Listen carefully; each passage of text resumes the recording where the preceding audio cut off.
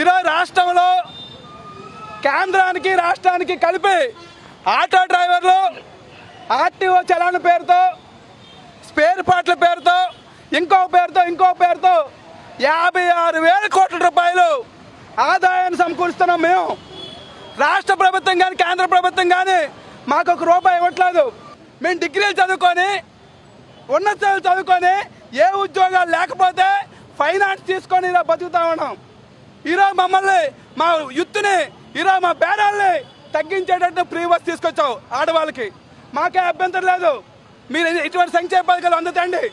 మరి ఆ రకంగా నిన్నటి వరకు మాకు 800 నుంచి 1200 వచ్చేది. నెల రోజులు అవుతా ఉంది నీ పథకం తీసుకొచ్చాయి. ఏం చెప్పా ఎన్నికల ముందు నువ్వు నీ అబ్బాయి యువగలం పేరుతో మా స్టాండ్లకు వచ్చి కాకి షర్ట్ వేసుకొని అప్పుడుండే వైఎస్ఆర్ ప్రభుత్వం జగన్మోహన్ రెడ్డి ప్రభుత్వం 10,000 వేస్తా ఉంది, సరైనది కాదు, 25,000 ఇస్తానన్నావు.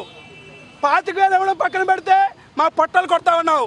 అందుకని ఇప్పటికైనా చెప్తా ఉన్నాం, ఎప్పటికైనా మాకు ఈరోజు రాష్ట్ర వ్యాప్తంగా మేము నష్టపోతుంది, రోజుకు 400 పోతున్నాయి. ఆ రకంగా 30,000 కనీసం నష్టపరిహారం ఇవ్వాలని చెప్పేసి అడుగుతా ఉన్నాం. నువ్వు ఆల్రెడీ అంగీకరించావు, ఈ రోజు వరకు ప్రకటన చేయట్లేదు. ఎప్పటికైనా చెప్తేసుకుని ఈరోజు రాష్ట్ర వ్యాప్తంగా అన్ని కలెక్టర్ ఆఫీసుల దగ్గర ధర్నా జరుగుతూ ఉంది. ఈ రోజైనా రాష్ట్ర ప్రభుత్వం వెంటనే జోక్యం చేసుకొని ఆటో డ్రైవర్లకి పొట్టలు కొట్టాలని చెప్పి ఏదైతే నిర్ణయం చేస్తావో దాన్ని విరమించుకోనని చేయాలి, లేదంటే ఆదుకోనని చేయాలి. ఈ రెండు చేయకపోతే రేపు నుంచి ఏ ఎమ్మెల్యేని కూడా ఇంటి నుంచి కదలలేము, అడ్డుకుంటాం.